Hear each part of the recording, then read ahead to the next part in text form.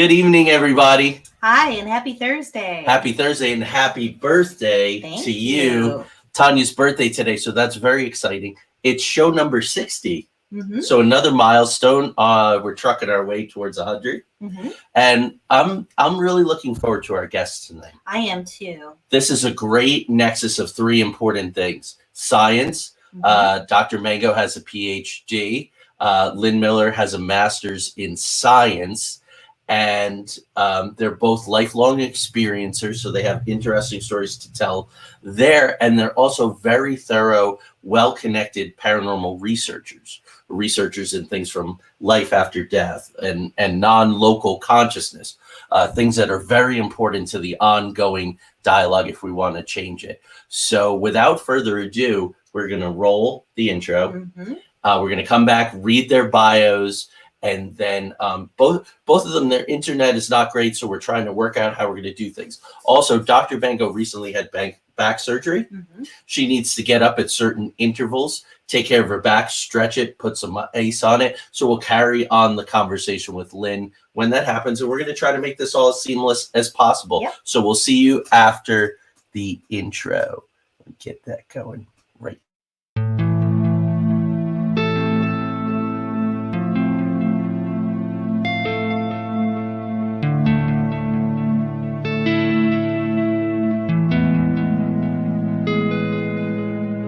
There exists a realm beyond our wildest dreams, a realm beyond reality that the gatekeepers and guardians have always told us consists of nothing but tricks of the eye, weather balloons, swamp gas, sand cranes, fairy tale myths of monsters, crackpot conspiracy theories, and desperate cries for attention. We know this realm exists, and it's just beyond the horizon. The preset path, the well-worn walkways where the cynics want us to stay. Instead, give this a listen. Put on your headphones, adjust your volume, close your eyes, and fasten your mental seatbelts, because the twilight-tinged turnoff from reality's alluring highway is looming just ahead. We're about to leave the plane of the easily explained, couldn't possibly be ease, and the no way I just saw what I saws, for the spaces and places where everything is possible, and if you stay long enough, even probable. We're about to take a journey into the outer realms.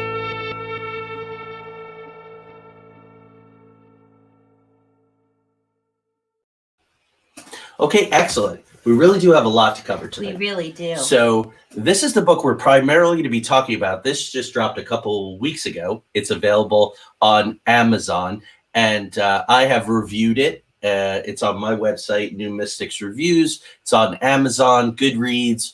Brent Rains from Alternate Perceptions was nice enough to publish it as well. Lots of places, but we're going to get a firsthand count tonight. Convergence, the interconnection of extraordinary experiences, an absolutely beautiful cover. And I'm going to read the bios right from the book about Lynn Miller. Lynn Miller holds dual BS degrees in psychology and biology and an MS in biology. For several years, she worked in the food industry as a microbiologist. Lynn serves as an adjunct professor at Pensacola State College, where she taught botany, microbiology, and biology. She has taught high school biology and art, K-12 for 13 years. Very cool. Lynn is a frequent co-host with Brent Rains' Alternate Perception audio interview series. Influenced by the work of William Buhlman, Lynn has practiced controlled out-of-body experiences since 2009. Definitely going to want to talk about that. For over 15 years, she has extensively researched consciousness. About Barbara Mango. Barbara received her MA and PhD in metaphysics. Prior to receiving her postgraduate degrees, she worked as a pre-K educator and Reiki practitioner, in common with you. She's the sole proprietor of a Healing Touch Reiki. Barbara currently researches, writes, and speaks about extraordinary phenomena and consciousness. Barbara is a board member of the PLR Institute, Past Life Research Institute. She also served on the research committee for the Dr. Edgar Mitchell Foundation. Wow. Barbara co-hosts Alternate Perception Radio with Brent Rains. Convergence is her debut book. Additionally, she is a contributing author to the book, The Transformative Power of Near-Death Experiences by Dr. Penny Sartori. When not writing, Barbara can be found with her nose in a book, puttering in her garden, or playing with her 3 neurotic cats. She lives in the Northeast with her husband, and she may be contacted at her website, www.extraordinaryexperiences.org, or on facebook.com/Journeys into Consciousness. You can see why we're excited. The longer we do this, the more knowledgeable our guests. They're wonderful, awesome. So let's bring them on. Good evening. Hi. Hi, it's great to be on, and happy birthday, Tonya. Nice to see you. Thank you. Thank you. I forgot to mention, I have to give a shout out real quick to my friend Amy, who gave me this hat with bling. So, Yes. know. Tanya's got her It's a bling beautiful hat. hat. It's very cool. Lori says happy birthday, and Thank she loves you. Lori. Love you. So let's get right into this because there's so much to I love the cover. cat. Oh, okay. So first question. Oh, right. So we've developed a tradition now on Into the Outer Realms. We always like to start off by talking about how we met our guests, who very often have become our friends during the process of getting to know them for the show. And of course, we met through Brent Rains of Alternate Perceptions. We've been on his show 2 times for both of our books. And of course, now we're all members of the Seekers, the paranormal study group that Brent has assembled. And we're really looking forward to all the things that we're going to discover together through that Zoom group. So we're just so excited to know you ladies and so excited to have you on. And I have not finished your book yet, but I can't put it down. It's amazing. So I'm thrilled to be talking about that tonight. Thank you. So when did you all get involved with Brent, who's a great networker? He's so knowledgeable. He's a brilliant writer. He's written a biography about John Keel that I think sets the standard for anything Keel related. How did each of you meet Brent? I met Brent, well, Lynn did too, through the Edgar Mitchell Foundation. We were all 3 of us were on the research team, and we just clicked. You know, when you're amongst others, you tend to click with certain people, and we just, I don't know, we all had the same kind of quirky sense of humor and saw life in the same way, and we aren't as hardcore scientists as some of the individuals on the team who are like neuroscientists and things like that. We like to talk more about our own experiences. So we just formed a friendship, and it's continued. And I think I've known Brent for about 4 years or more, 4 to 5 years. And Lynn, you met him through the foundation as well. Right. Yeah, we started to do, we were doing Zoom conferences, and it just seemed like finally it just kind of went with me, Barbara, and Brent doing some, more like just the 3 of us with alternate perception. So that's kind of how that verged off, and that's been going on for, I guess, a couple of years. Brent's awesome. Yeah. Yes, he really is. He's We're excited wonderful. about the Seekers, Yeah. and folks, those meetings that we're having will be available online through Alternate Perceptions, which is really nice.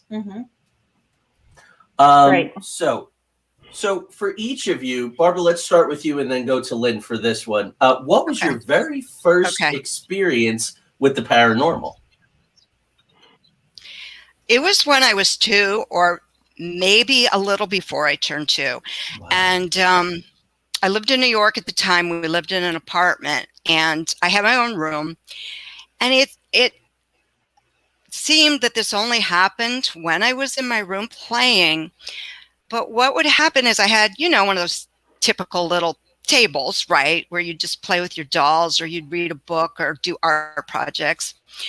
And whenever I'd go in my room, almost every time, a woman would appear. And she would just be sitting there. I had the two little chairs by the table, and she would just be sitting there. And she was really striking. She was a Native American woman, and she had really glossy, beautiful, long hair parted in the middle. I got the impression she was from the past, not current Native American, maybe like 100, 200 years ago. She always wore the same clothing. She wore like a white top and a sort of denim type of long skirt. And then she had really beautiful beading on her shirt and at the waist of her skirt, and beaded earrings, beaded necklace. And her real name, she told me her real name, and I still have trouble pronouncing it. It was Lulani, but I couldn't say that as a child. I couldn't even begin to say that. So I called her Luli. And we never spoke verbally. We always spoke telepathically. So the strange thing, well, it wasn't strange to me. In looking back, it would be strange to anybody else, but it was normal. It was just like playing with a doll. It's like, oh, hi, Luli, you're here. And I can't really remember the conversations verbatim, of course, I was 2, but she always talked to me about like ridiculously deep subjects, like the origins of the universe, why we're here. She would talk to me about the planets, the stars, all kinds of things. And like I said, it was always telepathic. But I think one of the main things that's really important to stress is, even as a little child, I was aware that I was in a very negative home environment. And I never felt I got the affection that I needed or I craved. And Luli was just so loving. She just, I can't say there was like a radiation or glow about her, but I just felt waves of this love coming towards me. So I always looked at her as like a educator / loving being that gave me exactly what I needed at the time. And I so looked forward to her visits. In looking back, I always thought as a child she was a spirit guide, but I'm not sure of that now. And, I don't think it matters. It just mattered that a woman came to me that showed me unconditional love, which I had never experienced before. And I realized that, the mind kind of extends outside the body, because you can have nonverbal communication. I understood everything she said with lightning speed.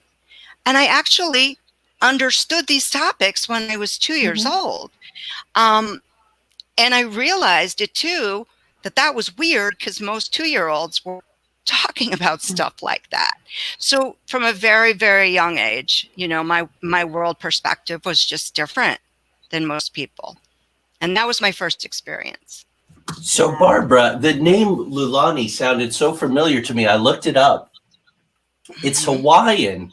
And it means highest point in the sky or mightiest heaven. So what a perfect name. I know. I had looked that up too, because I had always thought, I never really knew exactly where she was from. She never told me, and not, again, it didn't matter. All that matters is you're surrounded by this loving, wonderful being that just fills you with joy, and you can't wait to see, right? So the bigger questions didn't matter to me. The specific questions didn't matter to me. Yeah. Right. But I thought that was cool. I looked it up too. Yeah. Yeah. Wow. How about you, Lynn? Well, it's hard for me to really define the moment of where I was having paranormal experiences, because there was a time when it was difficult for me to tell the difference between my dream world and reality, because there were so many times that I would confuse the two. For instance, I would, visit the pyramids or the Mayan temples and go underneath and tunnels to those. And I would have even dreams where my dad took me to Mexico and this would be realistic to me because I grew up in El Paso, Texas, so we were close to the border of Mexico.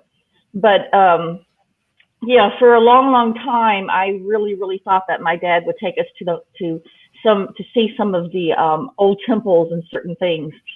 I found out later that never happened because I was talking to my brother and I said, "Don't you remember when Dad took us to this place?" He said, "Oh, that never happened."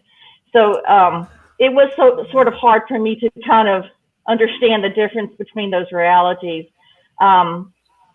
And I did have dreams much later on, OBEs, of me being part of those Mayan, temples and things as another type of entity. So anyway, now I would say that the first real one where I was thinking, okay, this doesn't seem right, or this is different, I was probably getting into maybe the age of 13 or 14. And I raised out of my bed, just kind of sat up, and the whole room was sort of a purple light. And I just kind of looked around and thinking, well, there's a purple glow. It's nice. And I remember looking at my digital clock because we had, digital clocks back there in the 80s. And I just kind of just laid back down. And that was probably part of the beginning of when I was having a lot of false awakenings that led into a lot of the spontaneous OBEs that I had throughout my life. And that was something that I investigated at times. I'm thinking, well, are they lucid dreams and stuff like that? I would look into that for a while, but then, life sort of just happened, college, jobs, things like that. And I sort of let go of that. And it wasn't until much later, and that was probably around 2006, that I started to really look into the spirituality and meditation, and that really started my experiences quite often. And then I started to realize I was having out-of-body experiences. So that's what really changed my whole life after that. So that's when my whole paradigm shifted. Wow. Right. That's amazing. Well, I have connections to the Aztec temples and being a scribe. And so that's, wow. Yes. Yeah. I love in your book. That's probably what they are. Yeah. Yeah. You were in your book talking about those early out of body experiences. And I love how you say that, a lot of people think that you're going to be floating above your body looking down, and that's often not the case. Instead, you have these almost like false starts where you wake up and you think that your whole body is awake, but it's not. And I had such an aha moment because that's happened to me my entire life. And I always say to Joey, I know I'm having one of those dreams when I wake up and I think I'm walking around the house, and then I wake up later and find out that I wasn't awake. You're having an out-of-body experience. Yep. Mm-hmm. Yeah. It's really neat. So you guys talked about meeting at the Edgar Mitchell. I have Edgar Casey on the brain. Yeah. Edgar Mitchell Foundation and working together. But when was that? How long have you guys been working together? Oh gosh, Lynn, what? 3 years? Lynn, was it 3, 4? We started that. It was about 3 years ago, where we were working on the data about the contact modalities and looking at the data and looking at all the commonalities that people had in these experiences. So we were working with, Barbara, you were working with the near-death experiences. Do you want to talk about that part? Yeah. Is that what? Yeah. Yes, I got my PhD in metaphysics, but I did my dissertation on near-death experiences. And the reason I chose that is because that's one of the few experiences I haven't had, yet so many of my other experiences have components of the near-death experience, which I found really interesting. So I've had these components, so I feel like I get it to a point. And so, yeah, I came on board through that filter. And so what I was doing through the research is sort of combing through the research and looking for commonalities between contact experiencers and near-death experiencers. And while I was doing that, then Ray Hernandez, who's one of the co-founders, brought Lynn in. And of course, Lynn, with her just ginormous, amount of OBEs and knowledge of that, she joined in. So that was her like forte. And then another woman I know named Penny Wilson, she contributed to the book. She's had 4 near-death experiences. She died 4 times of anaphylactic shock. So she sort of enriched the near-death. Like I had studied it, academically. She was the experiencer. So when it came time to take the data and write a book, which was always the goal beyond UFOs, Lynn, Penny, and I were asked to write a chapter comparing contact experiences, near-death experiences, and out-of-body experiences. And then we all clicked, and Lynn and I became really close friends, and it's just gone on from there. And then we decided that we wanted to take it further because we've had so many personal experiences. And we decided we only wanted to talk about 4 modalities. I mean, if we talked about every experience we've had, it would be like a 1,000-page book. I mean, who's going to read that, right? And actually, the most impactful experiences I've had are past life recall, past life memories. So I wanted to bring that in as well because I thought there were a lot of correlations. So we stuck to the 4 modalities: UFO-related contact, near-death experiences, out of body, and past lives. And then, oh gosh, Lynn, what was that? Almost 3 years, 2.5 to 3 years of writing, right? Until the book was finished. It's been at least 3 years ago.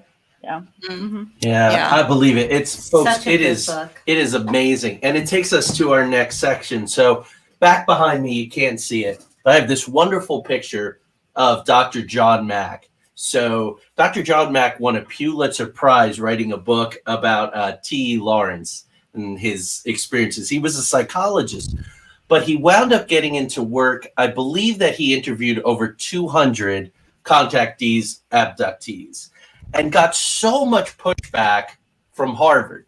He was investigated. They formed a committee. But in his office, back behind him, was a wonderful note, subvert the dominant paradigm. And all I kept thinking as I was reading this book, Lynn, you said your OBEs changed your paradigm. This work, this material, what you've brought together is a real paradigm changer. Is that your goal? Is that a conscious goal to change the paradigm in your work? Yeah. Oh, definitely. It's just, I've had so many big paradigm changes in my life from this. And it was just, some of them were these huge aha moments. And it's sort of like how you mentioned, John Mack, he concentrated on the experiencers. And that's what we wanted to do because for me, I spent several years on forums and groups learning and talking to other people who've had OBE experiences. I was on the William Buellman forum, and that was part of the big paradigm change too, because so much of the things that changed my life was hearing and understanding other people's experiences. So that's where we learn so much, and I feel like that is the most important thing of anything is the experiencer, because that's something, there's always something extremely special, extremely amazing about the experiencer.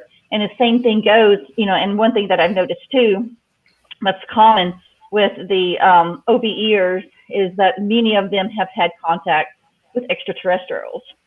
So that's sort of a common thing with us, and that's another thing too, is that you're going to learn so much more about all this stuff, about non-human intelligence, the extraterrestrials, who they are, what do they want, by talking to the experiencers. And these experiencers are just like regular people, just like you and me, and sometimes they can, a lot of people can be scared and kind of fearful at first, especially when they're first contacted. And that's another thing too, is being able to talk to people who have that fear factor and just trying to work it out with them to try to help them understand why they're being contacted and why it's happening to them. And that's been such a pleasure also. Right. A good colleague of ours, Anne Rekowick, who was on with Renata Daniel, they're all the way from Australia tuning in tonight, ladies, to hear about your work, which is wonderful.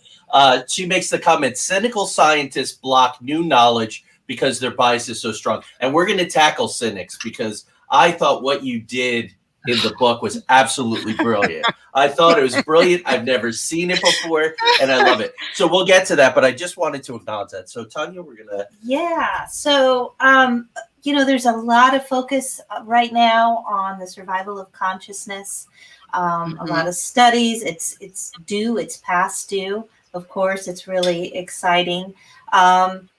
You guys, of course, have had these experiences and have been experiencers, for most of your life, it sounds like. But when did you decide that, this is what I'm going to focus on, and really delve into and kind of shift your focus that way?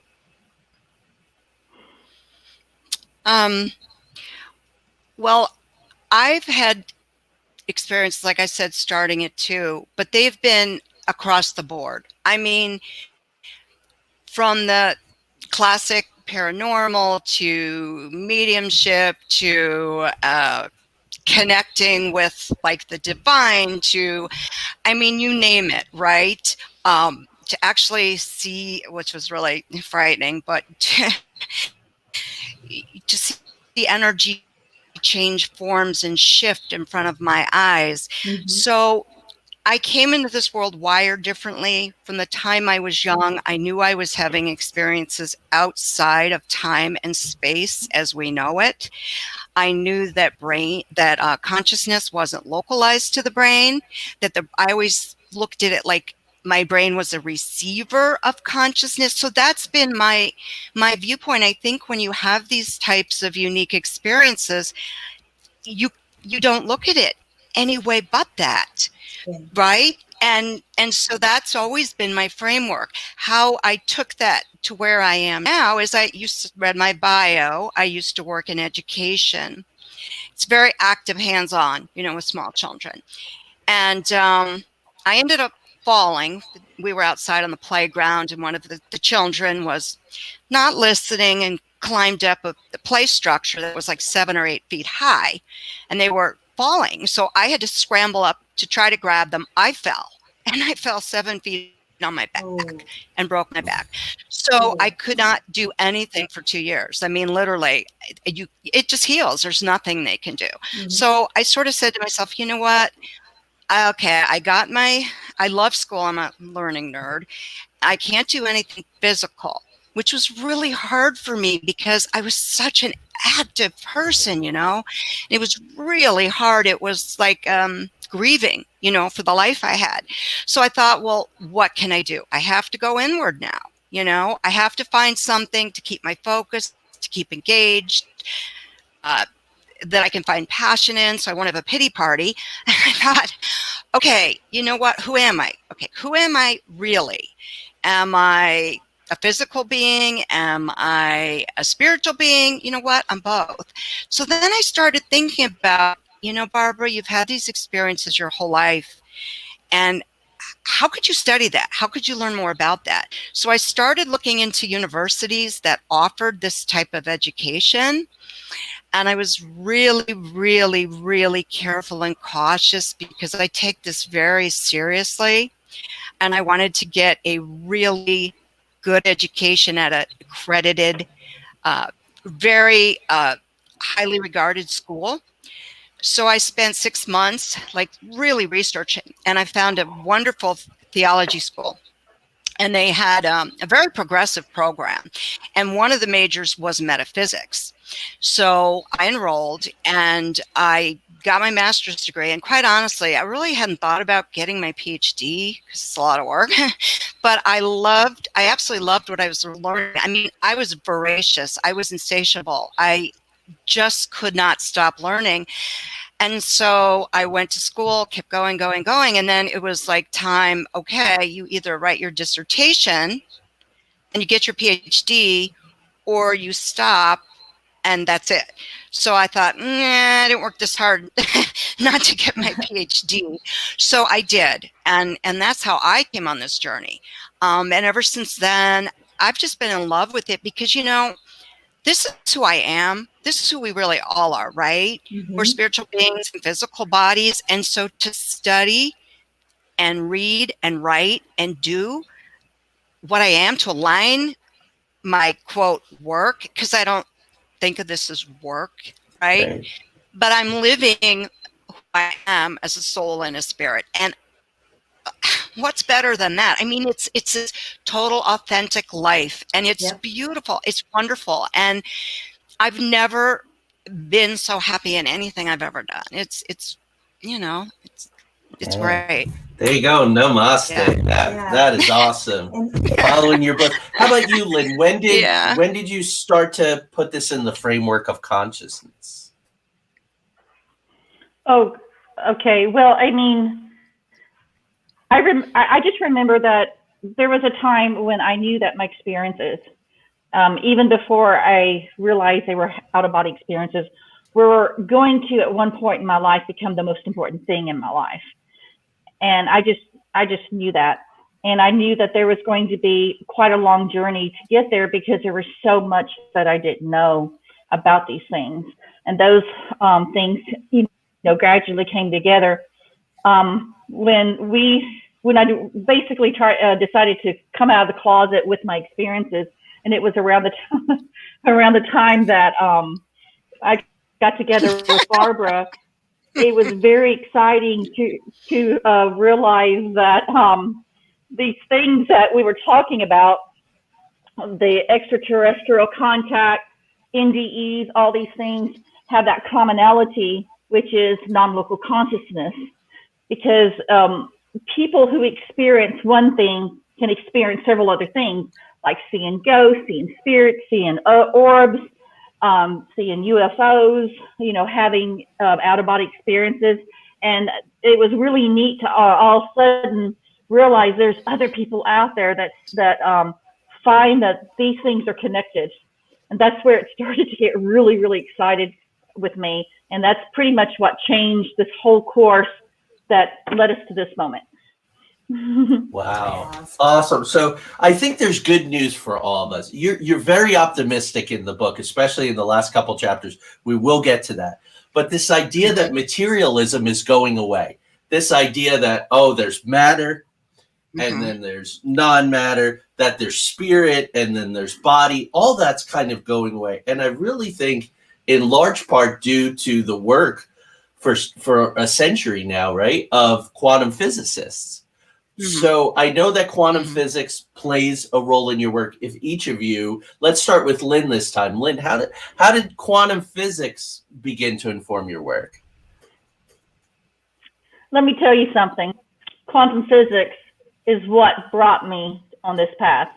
And how that happened was that in 2006, it was April, because a tornado had ripped through our area and destroyed the school I was teaching at.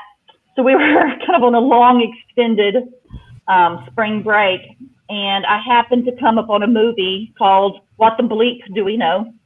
Oh, yeah. And I started to watch this, and of course I'm like, jaw dropping. It's like, this is what I've been looking for my entire life. This is the answers to the things that I have wondered it just changed everything. So, I watched the movie. I started doing research with the people that were in the movie, and it was just one step after that. The Secret came out pretty much the same year.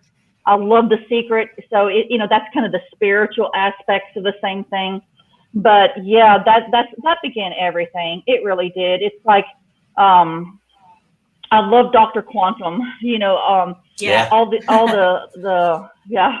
it's, if it wasn't for that movie, I don't think that I would have ever really taken that huge step, that huge change in what I thought, because it's like, okay, these are the answers to all these secrets, to all this stuff, all the strangeness, how we create reality, how, how a electron is in superposition and our thoughts can, collapse it into, reality. It's like, this is it. Yes.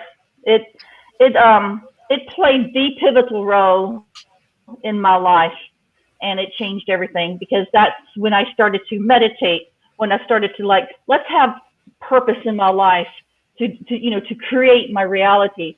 And then that's when my OBEs they went crazy, because, becoming more spiritual, meditating more, getting into that zone. It's like, so it just kind of fired that up. And then it just kind of one step at a time led to me listening to a podcast from William Buhlman, and that changed my life with that. So yes, quantum mechanics, quantum physics. Yeah, it changed everything. That was the huge paradigm shift for me. Yeah. And I think me too, after watching it. Then I read Gary Zukov and Michael Talbot and David Baum and Fritjof Capra, and I didn't understand half of it. Deepak, I love Deepak, yes. Yeah, I had a pretty good idea. So Barbara, how about you? Where did you collide? Where did all the wave probabilities collapse into the particle of quantum physics? Well, I have to be honest. Here's Barbara, an art major. Okay, I hated math. I used to cry in algebra 2. Science, forget it, right? I mean, seriously. So I have to say that when I was on the Edgar Mitchell research, team, I had to use every single brain cell in my head to get my head wrapped around this. So I sort of came at it a different way. Lynn has the science background. I have the experiential background. So when you're having all these experiences, I'm sure you're sort of living quantum physics. Do you know what I mean? You understand it from a wide, broad, experiential perspective that's really hard to put into scientific words, but you understand it. It's just hard to verbalize it. And the hardest course I ever took in school was Introduction to Quantum Mechanics. And I never got past Algebra 2. And I mean, I struggled. So I ran out to the store and I bought, the Dummies series, and I bought Quantum Physics for Dummies. And I remember coming home and telling my husband, oh my God, I read page 1. I didn't even understand it. So I said, how am I going to pass this class? So basically what I had to do is just forget about the things, the mathematics, the hardcore science, and just think of it in an experiential perspective, because I got it in an experiential perspective. And so Lynn and I make a really good team. We're both experiencers, but she has the hard science, right? And one of the themes throughout her book, and one of the reasons we have so many pages of references, is because we're experiencers. And so we always talk about that, because to us, especially in trying to connect with others, that's probably holds a little more weight for us. However, you can't take away the science. So the goal is to marry the two. So the two of us, right, are kind of marrying the two with, we're both experiencers, but like I said, Lynn has the science knowledge. So that's what the book's about. And that's why we fit together so well. And it's been great because we both understand it, but in the same context, yet in different contexts. Right. Right. Yeah. Awesome. Well, the book also shares so many of your experiences, both of you, which is wonderful. But you also share experiences from a broad array, got tongue tied there, of colleagues, which is also really wonderful that you pulled all of that in. Was that always the plan for the book, or how did that come? How did that come to be? Now, are you referring to the scientists that we bring into the book, or the Yeah. colleagues the colleagues? The colleagues. Mm-hmm. It was always my intention, and the reason for that is because so much of the book is again trying to fight the old skeptics, right? Mm-hmm. And so several of the people that we invited in were part of the Edgar Mitchell Foundation, and they were academics. One of them is a neuroscientist. They were either academics. One is a psychotherapist. One was an RN for like 25 years. And almost all of them came into this not believing. Very, very materialistic, did not believe in non-locality, and just thought it was nuts.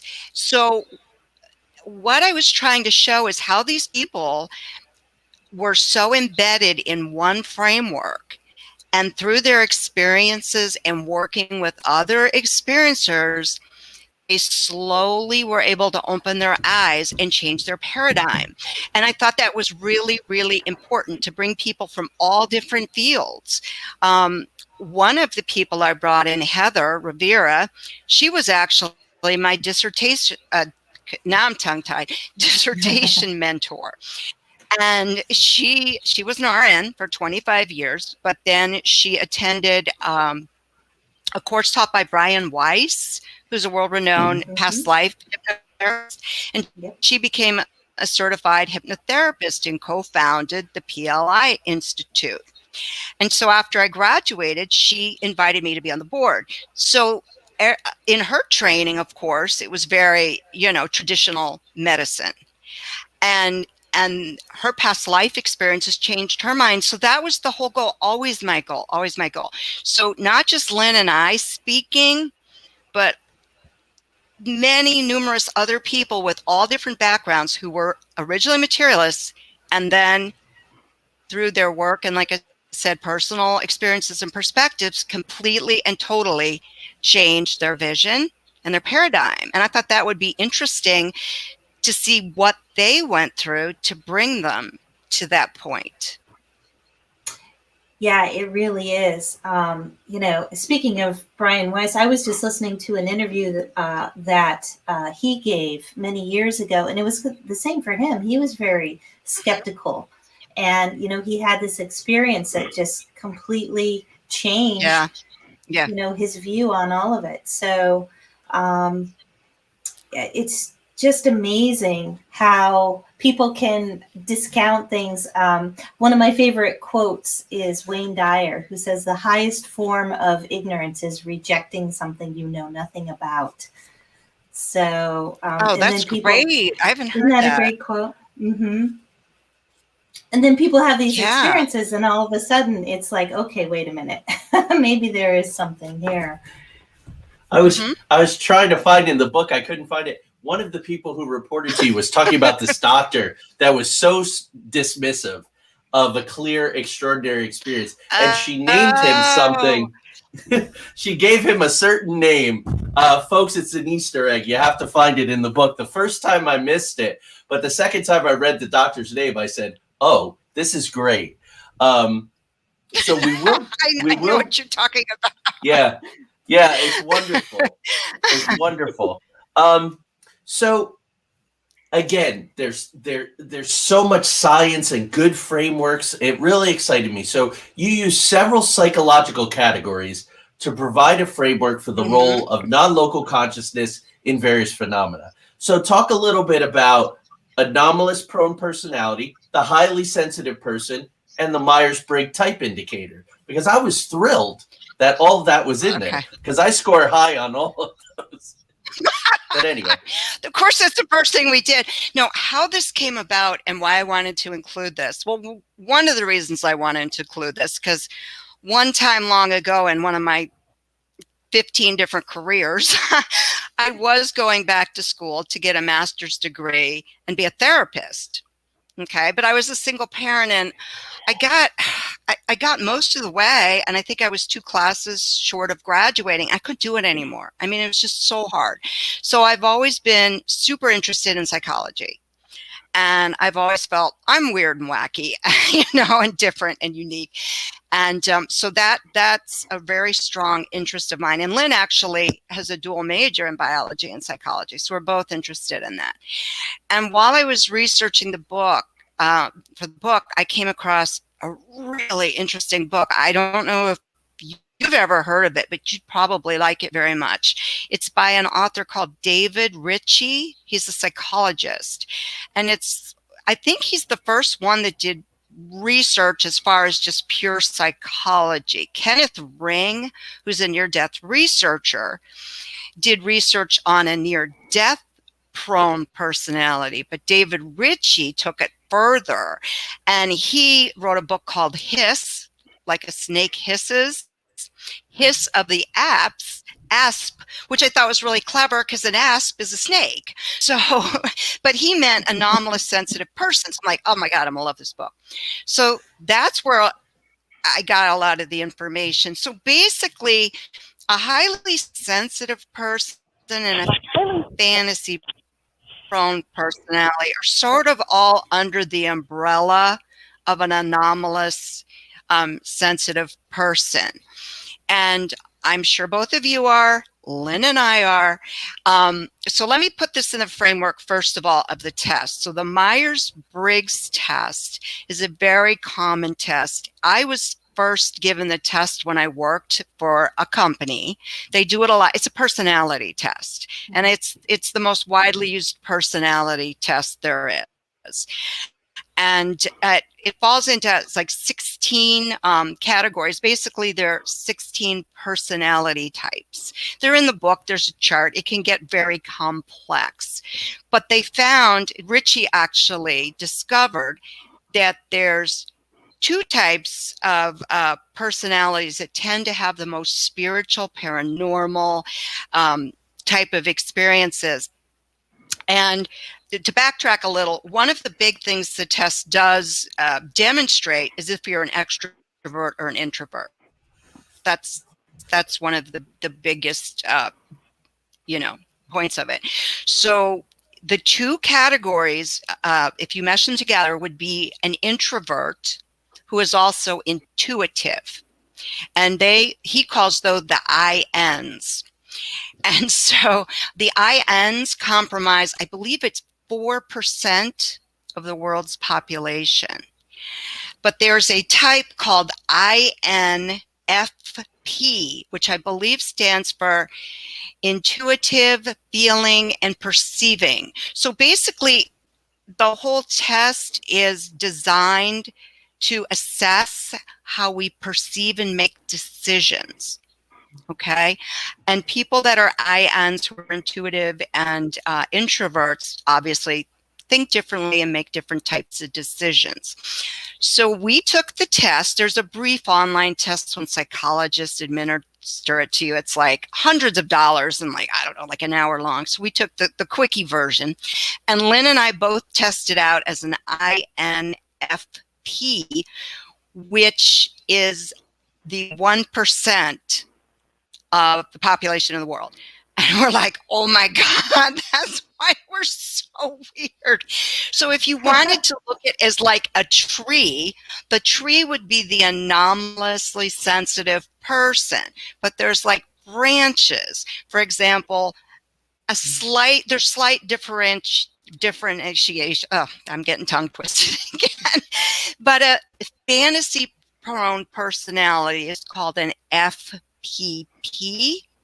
And the difference with them is they tend, obviously, to be fantasy prone. They're daydreamers. They tend to be able to like zone out like I always call it zoning out. They're more easily hypnotized. They have a richer fantasy life. And, excuse me, and a highly sensitive, which is HSS, is, and here's, I want to make this just to clarify this, because most people, that think when people are highly sensitive, they're always, oh, you're so sensitive, you get so upset, you're overreacting. I heard this my whole life. In fact, my mom, oh gosh, I hated this. She nicknamed me Sarah Bernhardt. Like, I don't know if you've heard of her. Oh yeah. She was I think she was a silent film actor. I don't know if she was a talkie or a silent She's film actor. She's from the early days, from a long time, right? Yep. Yeah. And I never saw a film with her, but I did know she was like really overly theatrical and exaggerated and over the top. So that was my nickname for me, right? Because I was so sensitive and I overreacted and I over exaggerated. So highly sensitive. Yeah, you're sensitive. You are, and you feel things more strongly and you're very compassionate. But it isn't just that. It's also that you're sensitive to everything. Like for me, I overstimulation. I can't take it. I mean, it literally makes me physically sick. People like me tend to have autoimmune disorders. We're very, very sensitive to atmospheric changes. Oh, if I get near an electromagnetic field, God help me. Actually, they tend to, and this is really weird, have more surgeries, get sicker more often because they're sensitive to this. Their energy field is more, it's just attuned differently. They have biochemical sensitivities. So when I say oversensitive, yeah, we're sensitive, but it encompasses so much more than that, right? It's a sensitivity in a biochemical, in a physiological, in a psychological and emotional realms. Okay. So you can be an FPP, an ASP, an HSP. They're just sort of different branches in the tree, but we all have certain personality traits. And, I used to look at them, and I want to really make this clear because I think it's so important. They're different traits than a lot of people have, and when you meet people, they don't always appreciate them, and so I think it's hard sometimes to feel accepted, to feel normal. And so I spent so much of my life, and I know Lynn too, I felt like a wacko weirdo. There was something wrong with me. It's a terrible way to have to navigate life. It's very hard and it's really stressful. And so I try to tell people, when you have these traits and you're this type of person, it's your norm. You're not weird or abnormal. You're not pathological. This is your norm. And you have certain traits, which I'll go over in a minute, but don't define yourself by thinking how weird or different you are. This is just who you are. Just try to embrace it and look at it as like, I'm unique. And, these are gifts, and let me try to use them in a positive way and reframe how I look at myself. I think that is so important. It's taken me so long to do that. So anyway, the personality traits, and I may miss some of them, but number one, a biggie is we're creative. We think outside the box. We don't like being given direction a lot. We tend to be assertive. We tend to be non-conforming. We are not big on authority or authoritarian figures.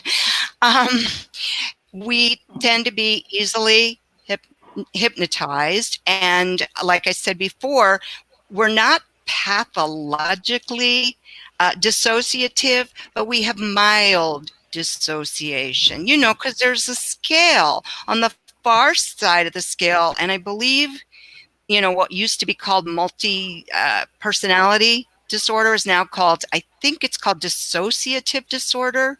So that would be on the extreme, far pathological end, right? But just mild dissociation is when you're driving your car, you know, you space out and I'm like, oh my God, I've driven like 10 minutes where, you know, I don't remember seeing anything.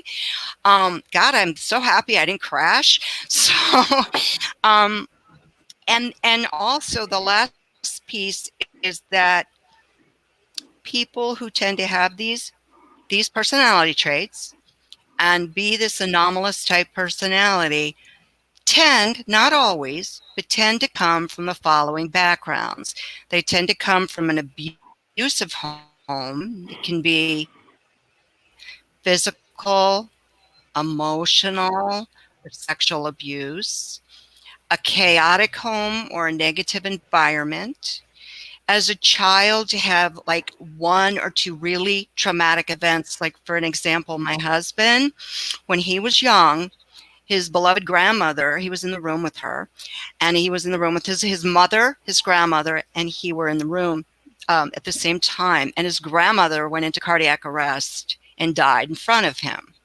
His mother, who had been a nurse for many years, tried to resuscitate her in front of him, and she could not. So that would be an example of a really traumatic childhood, you know, event. Mm-hmm. And then the fourth factor are children who can more easily dissociate than others. But again, disassociation is a psychological coping mechanism for abuse and hardship. And when you're a child, sometimes that's the way you cope. You fantasize. Mm-hmm.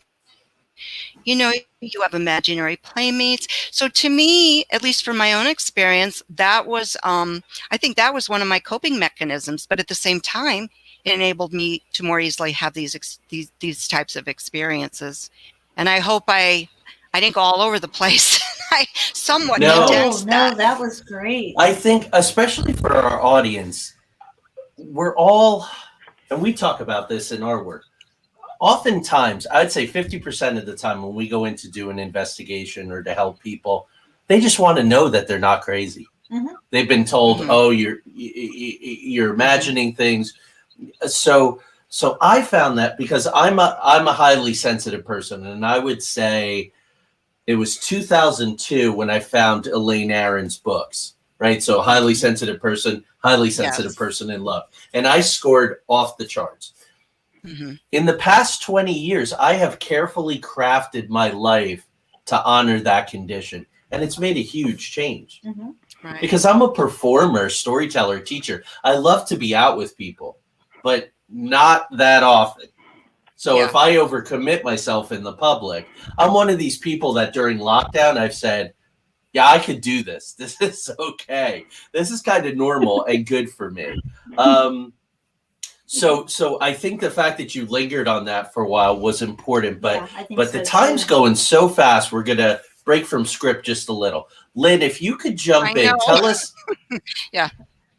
If you could tell us a little, Lynn, about each of the four major phenomena. So near-death experiences, out-of-body experiences. You've had so many. If you want to linger on that for a while, you can. UAP experiences and PLRs. So could you talk a little about each of those four for us? Okay.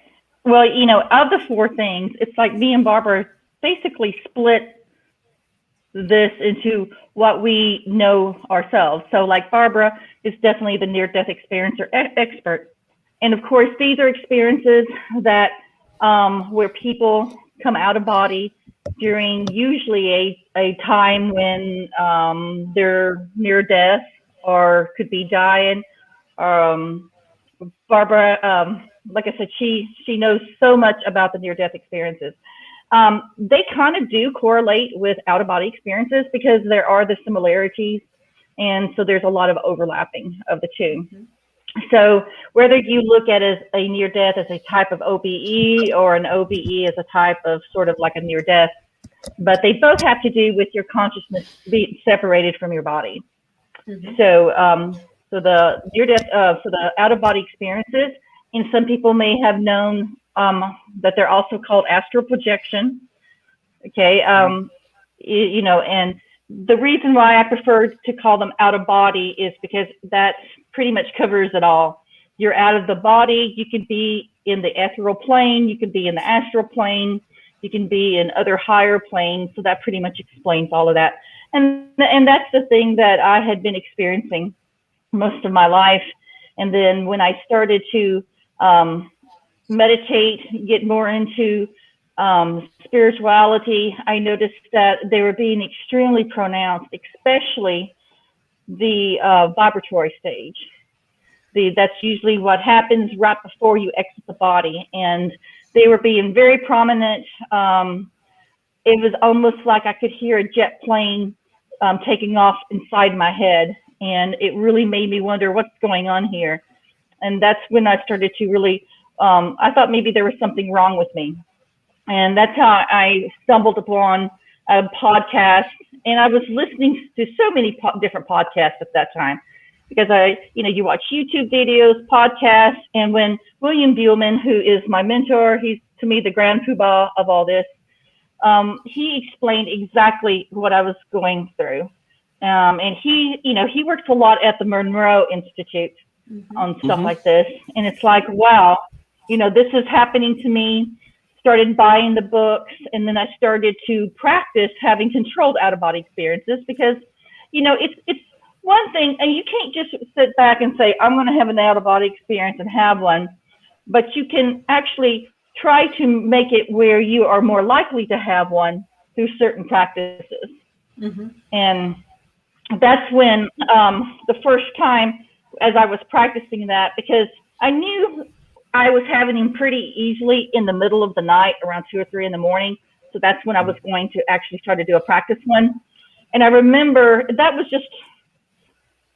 shook me so much. I wrote about it in the book, where I did the meditation, and then I had the vibration, and it's like, it's happening. I was trying to remain calm, because if you don't remain calm during the vibration state, you'll just slip right out of it. And I literally did go ahead and just raise out of my body. And I stood there looking at myself in the bed. And it's like Tanya mentioned, you don't really see that very often. But I made a conscious effort to see my body.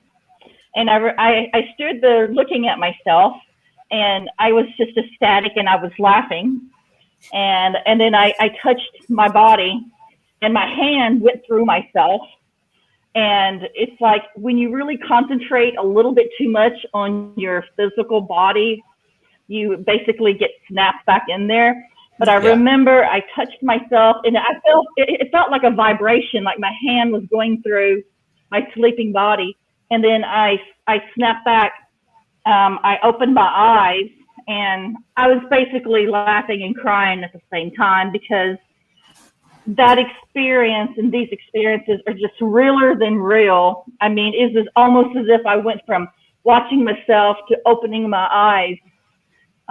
So that began my journey of having controlled out-of-body experiences. The other type of contact, unidentified aerial phenomenon, this is mostly what we refer to. Now, Barbara has actually seen a real UFO. She talked about her story with that. What this is also about is a lot about the actual UAP-related contact, which is UFO-related contact with extraterrestrials or other beings. So that covers quite a bit of that. That is, for me, is something that I have experienced quite often in my life, where I've been taken to other worlds and other planets. By what I feel I called them my guides, my family. I felt that at first they were probably of an extraterrestrial nature, but then, I've often questioned as to whether that seemed to be part of who I was too.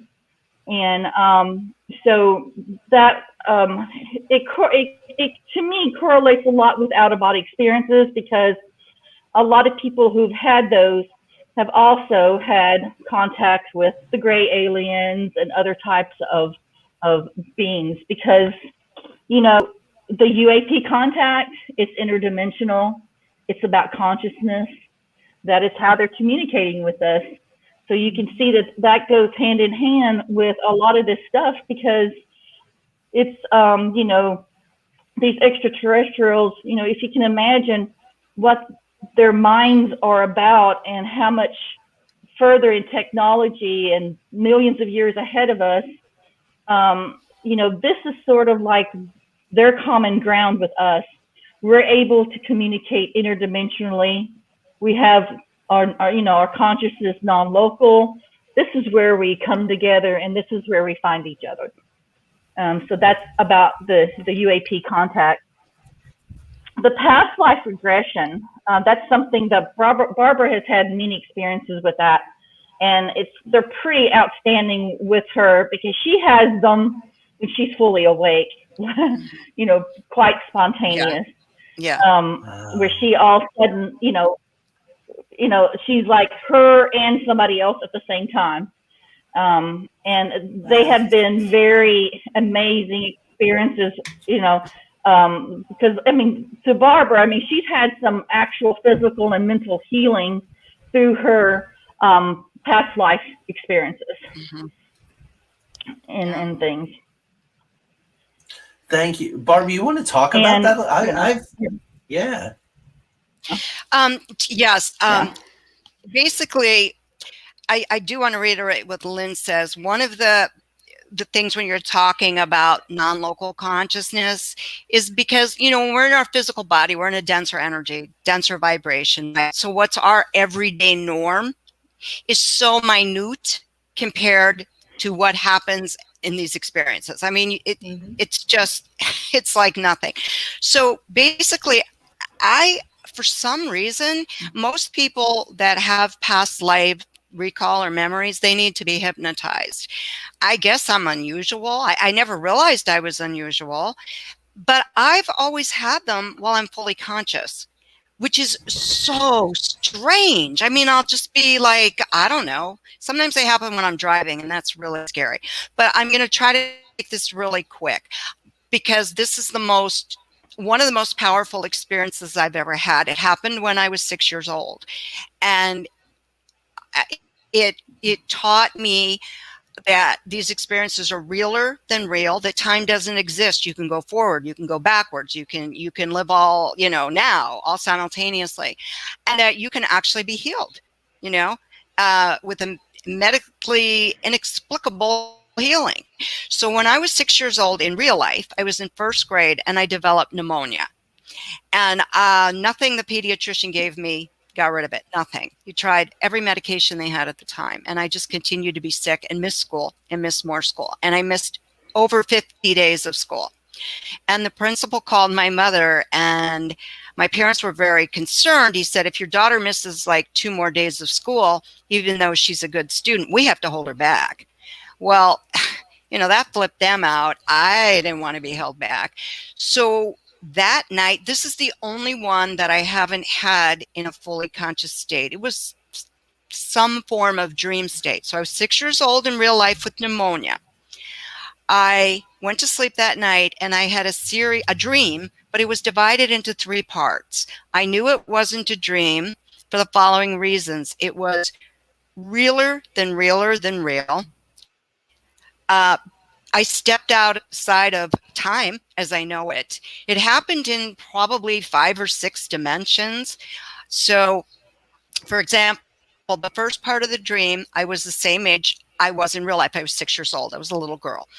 It happened in 1905. I knew the year. Like in Brian Weiss, when you read his book, you know how like the year like will flash? So it said 1901. I knew it was 1901. I was a little girl. I was being driven back to my home. I lived in England. I was extremely wealthy. I knew that I had been taken out of my home because a tragedy had happened in my home. They didn't want me, you know, around this kind of trauma. So I'd been brought to a relative's to stay. So in this first little vignette, I saw myself in a car, like the old, not a Model T, but like a British touring car. This was in England. And so it's really hard to explain. As Barbara, I knew I was Barbara. I knew I was having, like a vision. And I am Barbara. And I'm looking down on the scene from like a bird's eye view of this little girl in the back seat of a touring car being driven by her chauffeur. Another not good pronunciation. Back to my home. It's this gorgeous, gigantic home. We're going up the driveway. And at the same time, though, this was so weird, I actually became the girl. In other words, so I'm Barbara looking down at the girl with like eagle eye vision. And I'm as Barbara, I'm smelling the fresh flowers, and I'm feeling the breeze on my face, and I'm seeing the house, and I'm seeing the road. But I also became the little girl, and I felt myself sitting in the back seat of the car. I could feel the leather on my back. I was looking out of her eyes at the chauffeur. But what really was scary and upsetting and so hard for me to process was I was feeling her emotions. Imagine a little 6-year-old child that had seen and witnessed a horrible tragedy and had been sent away to live with relatives, and she felt like abandoned, right? And then she was terrified to come home and find out the outcome of this tragedy. And so I knew that I wasn't the little girl, but I knew I was seeing myself as the little girl in a past life. And the emotions she was feeling were they were horrible. So then that faded. Then I went to middle age, probably in my 20s. It was the roaring 20s. I was dancing. I was a party girl. I knew that I smoked and drank, and I was crazy and out of control, didn't take care of myself. The third little portion of the dream, I was in my 40s, and I was in a beautiful bedroom in a manor home in England, and I was looking out the window. I saw what I was wearing. Again, I became the woman, and I was trying to come to terms with the fact that I had just been to my physician, and I was told I was dying of terminal lung cancer.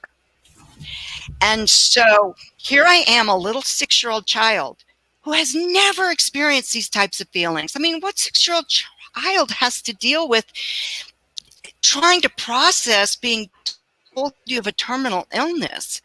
But yet again, here I am, kind of this vision dream, looking at this woman, but yet I am this woman. I'm looking through the window, through her eyes, thinking, how am I going to deal with this? But again, she had lung cancer, which is respiratory, right? And I remember the last thing I thought is, oh my gosh, how am I going to deal with this? I'm 6 years old. I can't handle these feelings. When this vision ends, I don't know what to do with this. I can't tell anybody. I was like so distraught. So the next morning I got up, and I was still trying to process these heavy duty, just impossible feelings for a child. And I was near tears. But at the same time, my lungs were clear. I felt great. I said to my mom, I want to go to school. I felt great. And she's like, well, we need to take you to the pediatrician first. So we went to the pediatrician. He listened to my lungs. He goes, I don't understand this. They're perfectly clear. And wow. My mom goes, so she can go to school. He said, she's fine. He said, there is no medical explanation for this. And do you know, in my head, you know what I said to myself? I said, oh, yes, there is. I remembered the past. And this woman died of lung cancer, which is respiratory, pneumonia's in your lungs. And for whatever reason, I needed to carry that around. I remembered that life. I could let it go. I didn't need to carry it around anymore.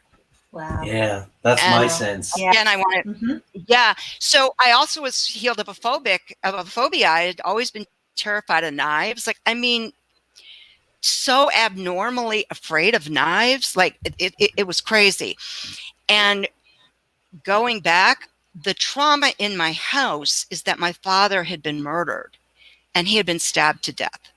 Wow. And as a result of that, my mother, who was already fragile emotionally, she had always been fragile emotionally, she had to be sent away. She had to be institutionalized. That's why I was sent away, right? Wow. And when I woke up, I had no fear of knives. I was like, wow. So I've always been very, very, very drawn to Brian Weiss and his work. Mhm. And I think many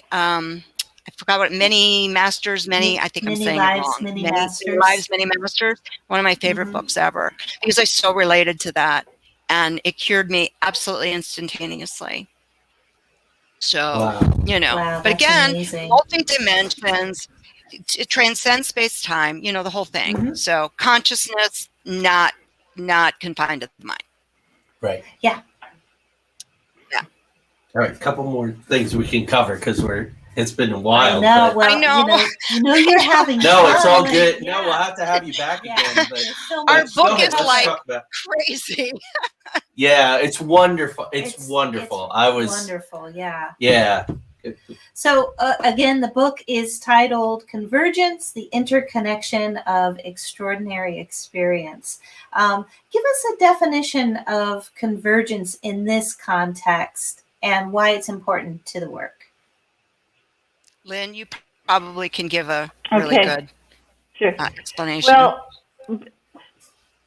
okay, I think that Barbara might have came up with the title, because what we're trying to do was we're looking at these modalities, and we're looking at where are they converging? What is the similarity? What is the commonality of all these, which is consciousness and interdimensionality and stuff like that. So when you're thinking about convergence, you're thinking about, out-of-body experiences, UFO contact,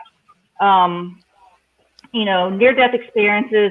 They could be, a lot of times you may think that they're completely separate, but they're not. So what's happened is, what we were trying to say in the book, or to get across in the book, is that these things may appear different, but they're actually one and the same thing. Mhm. And the thing that brings them together is the non-locality of consciousness, that we are not physical beings, we are interdimensional beings.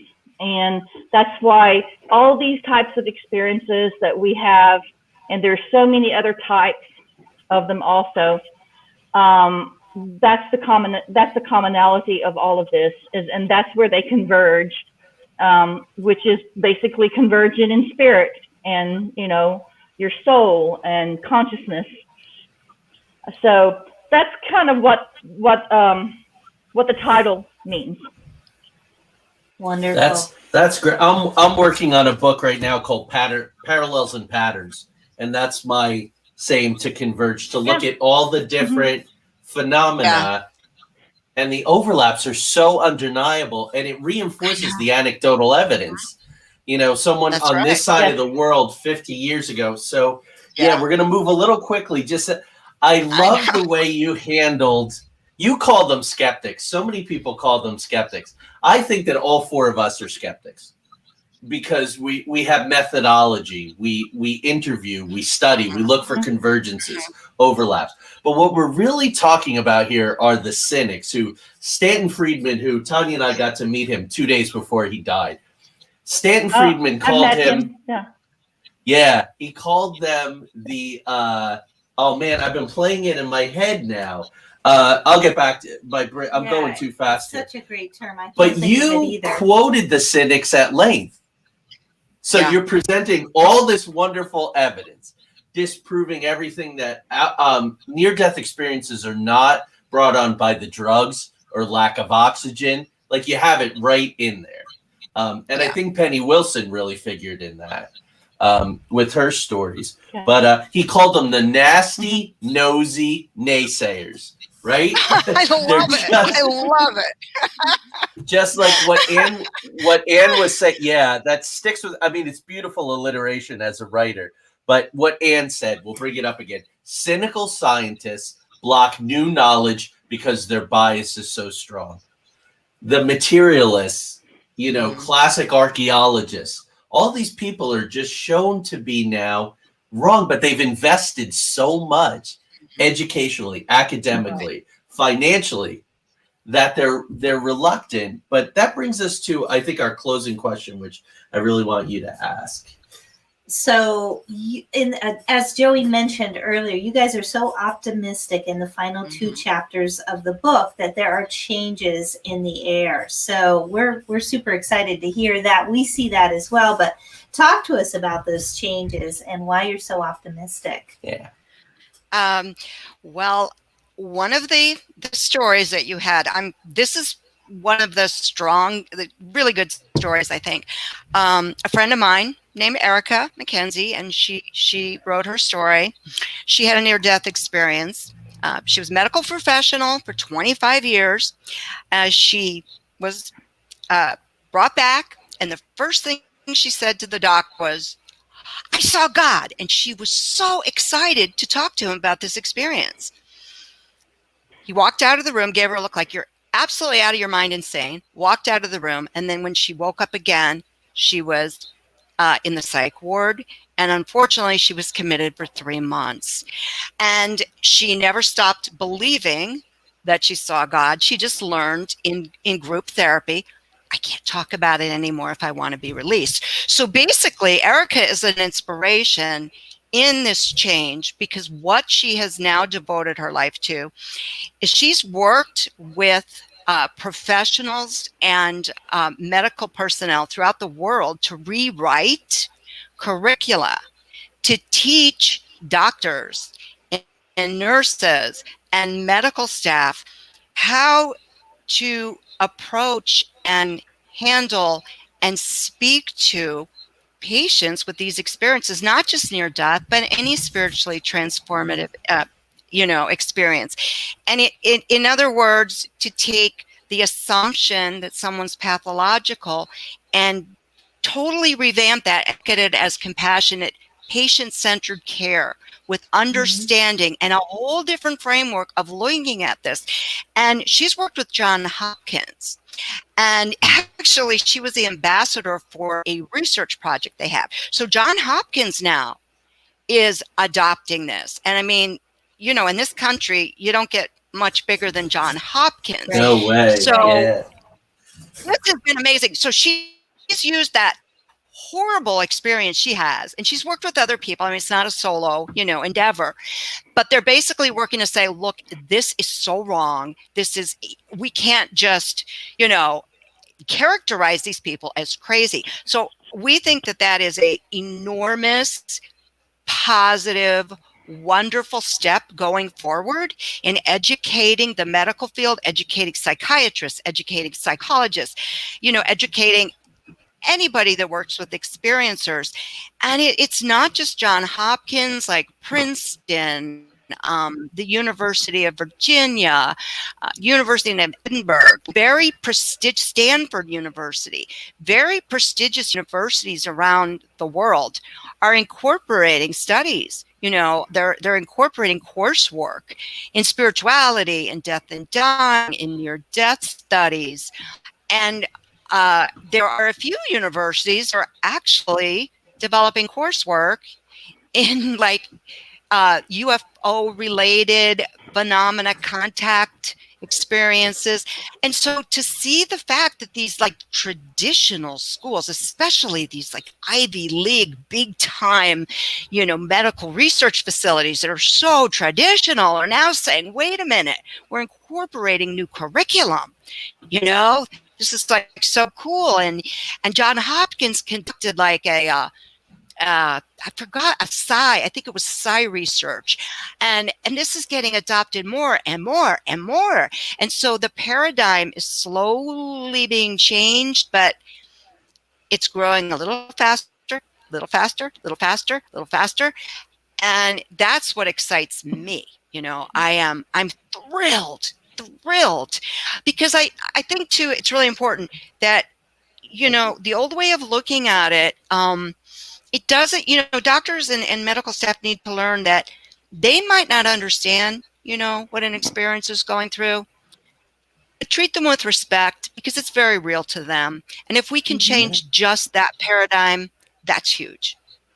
Yeah, it is. So Lynn, I'm so glad to. closing. Yeah. Yeah, Sorry. we're going to give Lynn the closing words. Yeah. Your optimism. Oh, my optimism. Well, Barbara has enough for both of us. Let me tell you.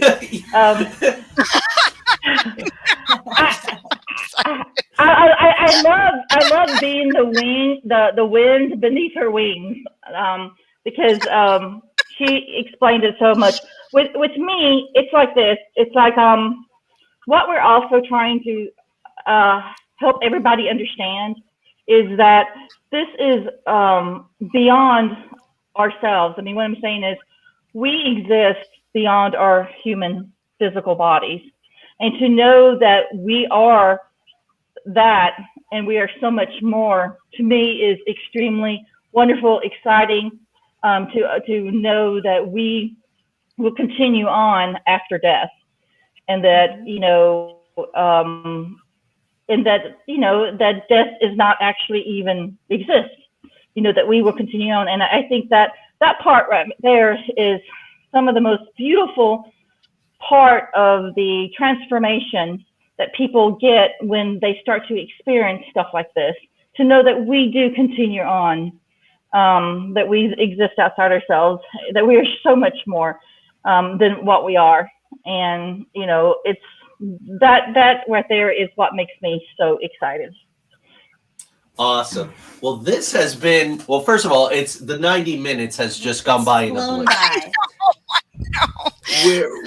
We're so honored. I guess we've known you guys for about 1.5 years now, since we were on Brent when Hallway came out in 2018. Yeah. We learned so much from you. This book is changing. This book is helping our work so much. So thank you for writing this. And yes, guys, get this on Amazon. If you're someone who falls into these anomalous personalities, it will give you a sense of community. It will give you a sense of not justification. That's the wrong word. Not legitimacy. Validation. There you go. So we will see you both Sunday night. We're so lucky to see you every couple of weeks through the Seekers group. Tanya's going to do Soul Contact on a couple of us. Barbara, you volunteered, right? Soul Contact? Yeah. Well, I was thinking if you have spontaneous past life recall while you're wide awake, what's it going to be like with hypnosis? It's going to be so exciting. It's going to be a good time. So we're going to let you both go and have a terrific night. Thank you for sharing Tanya's birthday evening with us. Yes, thank you. And thank you everyone who hopped on and wished me a happy birthday. You all are just wonderful. Thank you so much. We'll talk to you soon. Thank you so much. It was a lot of fun. Appreciate it. All right. So literally, Tanya, we have 3 minutes, but you have new projects and you want to just tell the audience about them, and that's what we'll make it a close. Well, I mentioned this before, but I'm going to mention it again. Yeah. I have a new website, and it is Tonya Madia, TONYAMADIA.com. And on there, I list all of the services that I provide. I'll be putting blog articles on there eventually when I figure out how I can get this done. I'm going to have videos on there and so on. So please check that out. I'm also now doing spiritual life coaching, which I have been doing, but it's more of a program that I've put together. So again, you can find out more about that on my website and of course my YouTube channel. Right. And I just launched my new podcast called The Intuitive Life, and having people on to talk about the magic of intuition and how it can be cultivated to enhance your life, very much like what we were just talking about. There you go. So this show has gone right down to the wire. We have a great April coming up. Red Thread Collective next week with Mysteries of New Mexico and Nevada. So Craig Ansel will be on with us, Devin Guigan, and Emily Mittermeier, all of whom have been on the show before. So knowledgeable. And we've been working on this for 2 months now, putting the show together. So that's a lot of brain power, a lot of research time. Thank you all. Thank you, our son has made a lovely steak dinner. That's where we're going to go celebrate Tanya's birthday. It's been a great day, right? Yes, it has. It's been a and we will wonderful day. see you next week. Join us because you never know what you'll find out when we journey into the outer realms. Good night, everyone. Good night, everyone.